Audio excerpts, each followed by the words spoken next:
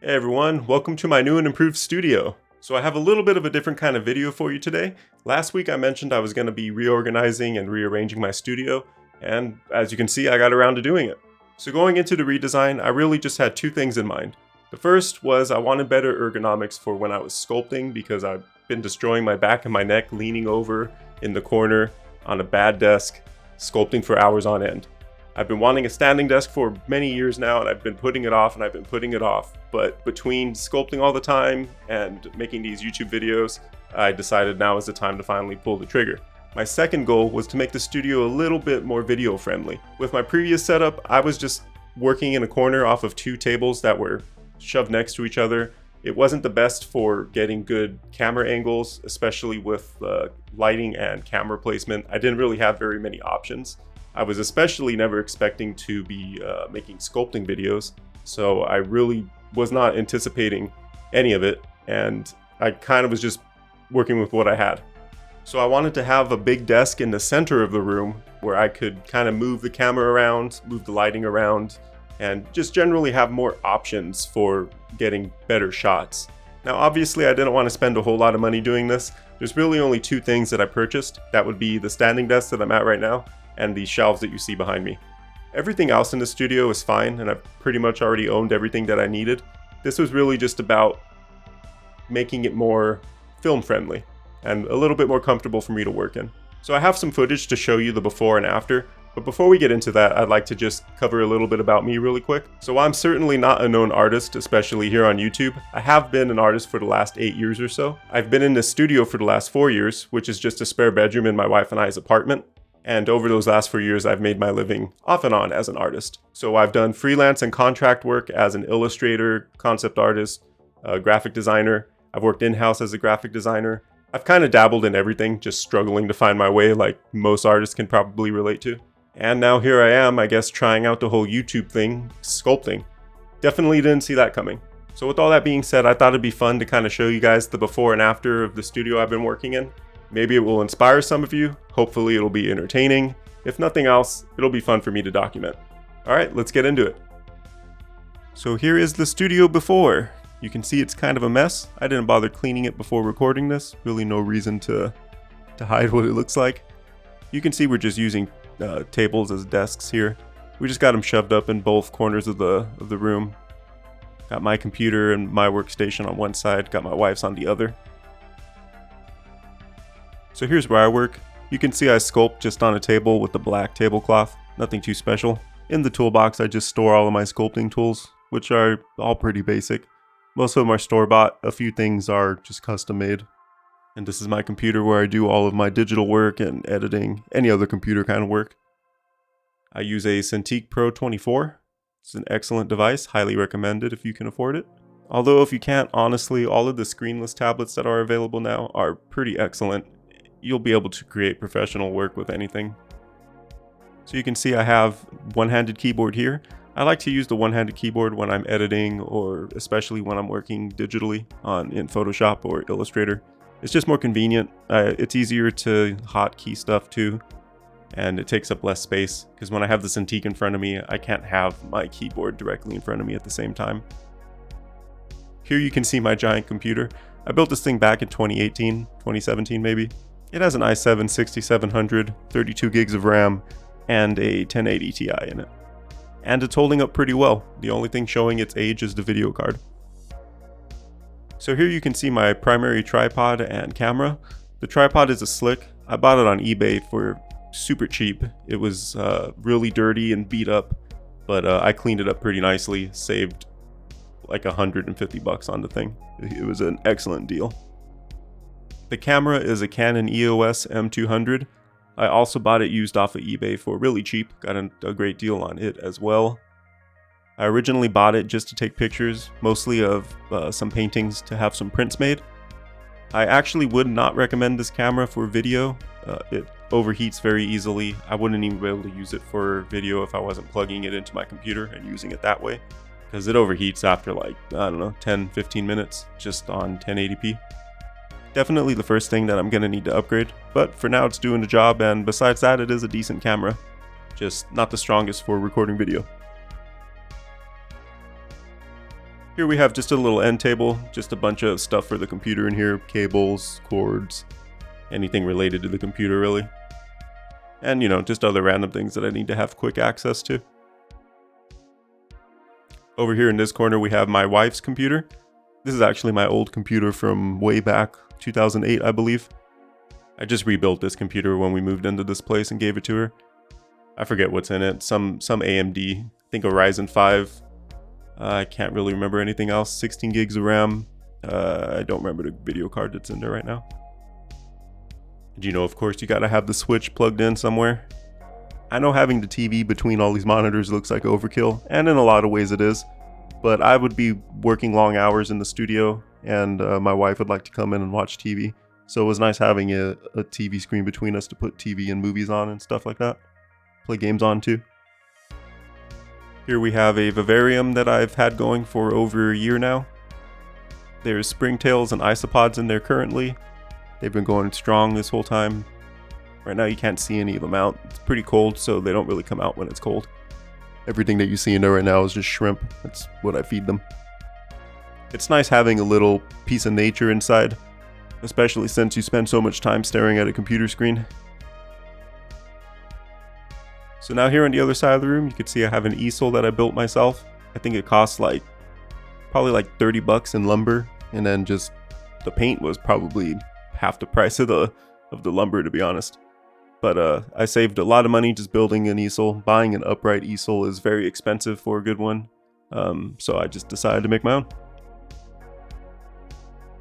And this is just a 3-tier standard IKEA cart. Everyone in the world pretty much uses these, I feel. So this is nothing new.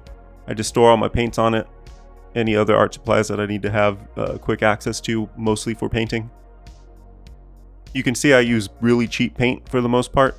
I don't really sell paintings or anything like that. I'm mostly a digital artist, so I just use the cheap stuff, especially for my sculptures. I use monster clay, which isn't a permanent clay, so there's no reason to use super expensive paint on it. This is the compressor that I use for my airbrush. It is a master. Now this table is a mess that I won't get too into, kind of just use it for storage, as you can see. The only things of note here are my Iwata airbrush, which is an excellent airbrush. I have a heat gun that I use on the monster clay. Just a work mat sitting on top of a book display. Some longer brushes for canvas painting, other drawing supplies, markers, stuff like that. I have 2 of these newer brand RGB LED light panels. They're really good for just coloring the backgrounds and stuff, getting some splashes of color everywhere. This is a big photography softbox that I got several years ago when I used to need them to light a green screen. It's definitely overkill most of the time, but it was really cheap for a 2-pack on Amazon, so fit the bill for the time, and since I have it, I might as well use it. Over here you can see the sculptures that I've finished so far. I'm already out of room, which is why I needed to think of a solution. I was initially going to just buy a bigger bookshelf, but decided to save money and just go with shelving for now. And of course down here I just have books and art supplies on the bookshelf. I'll go more into detail over the books and stuff in the after video. And of course here is the closet, just have deep storage in here.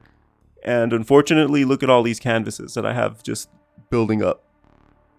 These are all cheap canvases from a local art store, Michael's. Got them super cheap a while ago on clearance.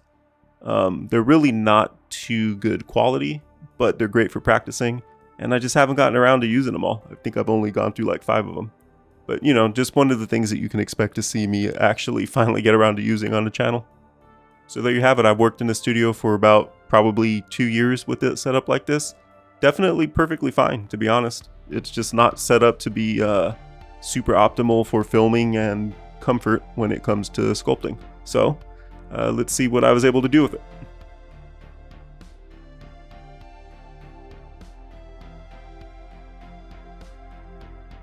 Having a comfortable and inspiring workspace is key for any creative individual, but most important is its functionality.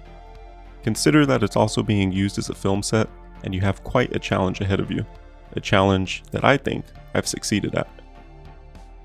With everything neatly within my reach and plenty of room for my recording equipment, I've never been more inspired to get to creating. At the center of it all, I have this massive 6.5 foot long standing desk by Flex-A-Spot. I wanted one end dedicated to all my computer work and the other to function as a set for all my sculpting and any other crafts I tackle.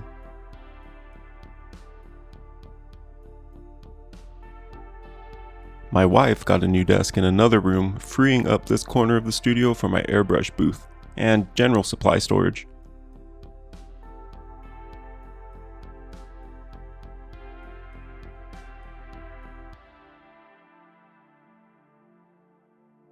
Clearly, I haven't fully figured out what I'll use this area for just yet. You can see underneath I have my booth and compressor. I'm sure I'll change all this over time.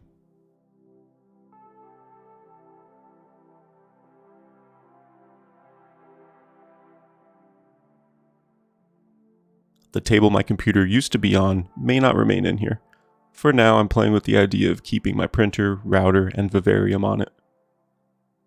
Once I'm traditionally painting again, it will be nice having more surface area next to me.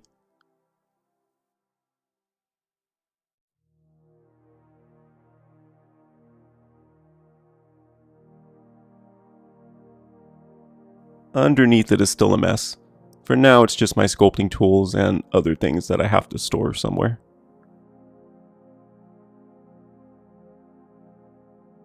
Over here on the other side of the desk, I have my 3D printer set up again. It's an Anycubic Mega X. Behind me is my bookshelf with my Oculus Quest and some other fun things. I have my sketchbooks that aren't full here for easy access, and of course my books. I got most of them on thriftbooks.com for $5. It's some motivational stuff and some history. Plus, I mean, you gotta have Neuromancer, Lovecraft, and Lord of the Rings, right? At the bottom is my art book collection. I have most of the Magic the Gathering art books, which are amazing. Whether you're a fan of the game or not, they're worth owning a couple if you're a painter. I also have art books from games like Control, Bloodborne, the Mass Effect trilogy, a few Blizzard titles, and a few others. Also some more used books that I picked up I use for reference, like History of Weapons, Vehicles, Other Automobiles, Animals, stuff like that. They're an excellent source of inspiration and resources for images that just aren't on Google. I like to rotate and display an art book up top. Bloodborne is easily one of the best games ever made. Fight me about it. My sculptures now have a place to live on the walls behind me. I plan to add more shelving as needed, eventually filling the walls. Looks like Quaxley and Fuecoco are about to have a bad time.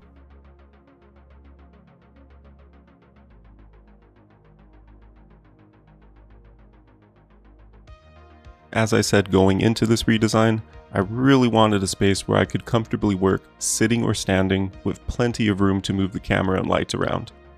My goal was to have several different angles that would look good on camera and will only improve as I fill my walls with more of the work you'll all be watching me create here on this channel.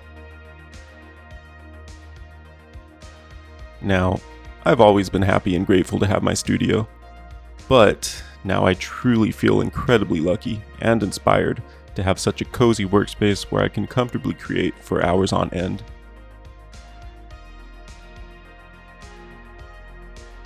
It's still a work in progress. I mean, all workspaces are. They tend to grow and evolve just as we do, adapting to our skill sets, helping define the work we put out into the world. In a lot of ways, they can be as much of a reflection of us as our work is. Every space I've worked in has marked a major chapter in my journey. From a small table in a bedroom at my parents' house to this studio I never thought I'd own. All I know right now is I cannot wait to see what comes next.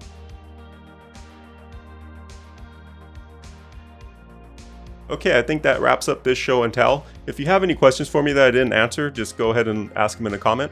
I am working on a few videos right now. I was going to try to get one out before this one, but with the whole studio redesign and all the cleaning and organizing I've been doing all week, I just didn't have time to finish it. Mostly because I'm running into some technical problems that I'll be sure to include in the video for you all. and that video should be out in a few days. And besides all that, if you like sculpting and art videos, be sure to like, share, and subscribe. I'll be posting a new video every week. Visit ascentintomadness.com if you'd like to see more of my work. You'll also find all of my social links there, including a Patreon, if you'd like to help support me further. I'm super excited and inspired by my new space to get to all the content and work that I want to be making.